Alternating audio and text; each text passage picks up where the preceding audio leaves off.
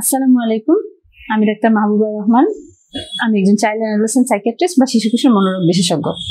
বর্তমানে কর্মরত আছি medical college for women and hospital, উত্তরাতে। আজ আমি কথা বলবো খুব কমন একটি সমস্যা, ঘুমের সমস্যা নিয়ে। ছোট বড় সবারই দেখা যায় প্রায়ই বিভিন্ন রকমের ঘুমের সমস্যা হয়। তো এই ঘুমের সমস্যার প্রতিকার কি? ঘুমের সমস্যার প্রতিকার কি শুধু ঘুমের ওষুধ? ঘুমের ওষুধ ছাড়া কি আর কিছু আছে যেটা আসলে মেনটেন করে আমরা আমাদের ঘুমটাকে নিয়ন্ত্রণ করতে পারি? সেটা নিয়ে আজকে কথা বলবো। তো ঘুমের সমস্যার ক্ষেত্রে প্রথমত আমাদেরকে দেখতে হয় ঘুমের সমস্যাটি কেন হচ্ছে। ঘুমের সমস্যা দুই কারণে হতে পারে। আমরা একটি বলছি প্রাইমারি ঘুমের সমস্যা, অর্থাৎ প্রাইমারি ইনসমনিয়া, আর একটি হচ্ছে সেকেন্ডারি ইনসমনিয়া। সেকেন্ডারি যে ইনসমনিয়া সেটি কিন্তু হয় বিভিন্ন রকমের কারণে। সেটা হতে পারে বিভিন্ন রকমের সাইকিয়াট্রিক কারণে বা অন্য কোনো কারণে, যেমন হয়তোবা আপনার ডিপ্রেশন আছে, আপনার অ্যাংজাইটি রোগ আছে, এই জন্য আপনি ঘুমাতে পারেন না।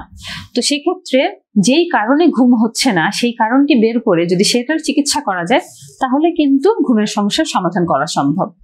আর প্রাইমারি ইনসমনিয়া যেটা, সেটাতে আসলে অ্যাপারেন্টলি আমরা কোনো কারণ খুঁজে পাই না। তো সেক্ষেত্রে আমরা রোগীদেরকে স্লিপ হাইজিন নামে কিছু বিষয়, কিছু নিয়ম শিখিয়ে দিই, পাশাপাশি হয়তোবা কিছু ওষুধ দিয়ে থাকে। তো আজ আমি এই স্লিপ হাইজিন নিয়ে কথা বলবো। এটি কিন্তু শুধু যারা ঘুমের সমস্যায় ভুগছেন তাদের জন্য প্রযোজ্য তা না। যে কোনো মানুষ, সুস্থ স্বাভাবিক একজন মানুষ, সে যদি একটা পরিপূর্ণ ঘুম নিশ্চিত করতে চায় সেক্ষেত্রে কিন্তু তাকে এই স্লিপ হাইজিন মেনে চলা উচিত।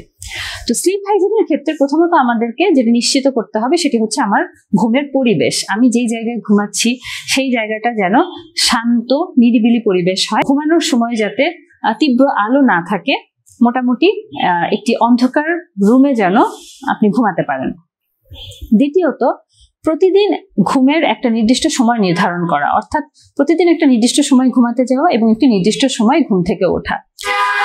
অনেক সময় দেখা যায় আপনি একটি নির্ধারিত সময় ঘুমাতে যাচ্ছেন কিন্তু শোয়ার পরে আর ঘুম আসছে না। সেক্ষেত্রে কিন্তু শুয়ে শুয়ে গড়াগড়ি করা যাবে না। ঘুম না আসলে সর্বোচ্চ 15 মিনিট বিছানায় থাকা যাবে, এরপরে কিন্তু উঠে যেতে হবে, উঠে কিছুক্ষণ হাঁটাহাঁটি করতে হবে। সেক্ষেত্রে আপনি চাইলে কিছু হালকা কিছু খেতে পারেন, একটু বিস্কিট বা হালকা যে কোনো কিছু খাবার খেয়ে এরপরে যখন আপনার ঘুম আসবে তখন আপনি আবার ঘুমাতে যাবেন। অর্থাৎ যখন ঘুম আসবে তখনই শুধুমাত্র ঘুমাতে যাওয়া। এবং পরের দিন একটি নির্দিষ্ট সময় ঘুম থেকে ওঠা। অনেকে যেটা করেন যে আমার সারা রাত ঘুম হয়নি, তাহলে আমি সকালে একটু বেশি সময় ঘুমাই। এটা করা যাবে না।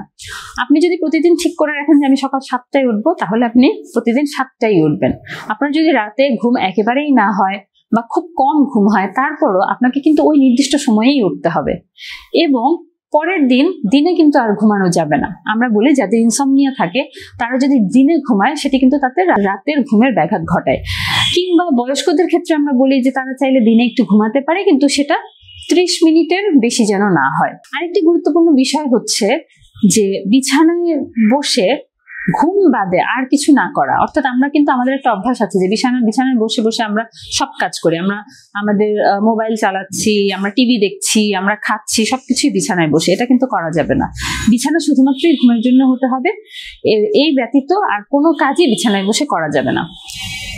আরেকটি গুরুত্বপূর্ণ বিষয় হচ্ছে এক্সারসাইজ, অর্থাৎ শারীরিক ব্যায়াম। আমরা মনে করি যে আমি যদি ঘুমানোর আগে একটু শারীরিক ব্যায়াম করি তাহলে বোধহয় ঘুমটা খুব ভালো হবে, কিন্তু এই কনসেপ্টটা আসলে ভুল।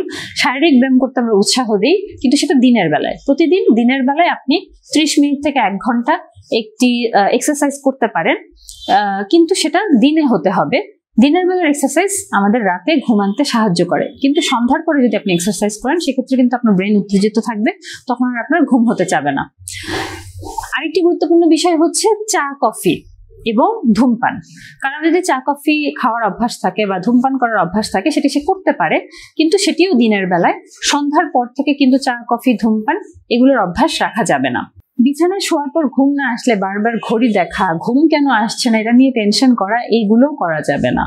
সর্বোপরি এই সকল নিয়ম কানুন মানার পরেও যদি আপনার ঘুম না আসে সেক্ষেত্রে অবশ্যই একজন প্রফেশনালের সাহায্য নিন, একজন সাইকিয়াট্রিস্টের শরণাপন্ন হন।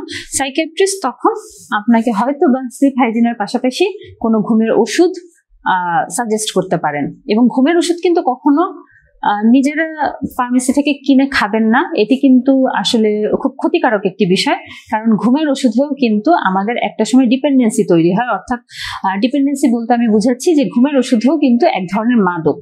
ঘুমের ওষুধ খেতে থাকলেও কিন্তু একসময় নেশা হয়ে যায়। তো আপনার জন্য কোন ঘুমের ওষুধটি প্রযোজ্য, কোন ওষুধটি খেলে আপনার ডিপেন্ডেন্সি হবে না বা নেশা হবে না, সেটি কিন্তু আপনার ডক্টরই ভালো বুঝবেন। তাই নিজে থেকে কোনো ওষুধ জাতীয় চিকিৎসা না নিয়ে ওষুধের চিকিৎসা নিতে হলে অবশ্যই একজন সাইকিয়াট্রিস্ট দেখান। ধন্যবাদ।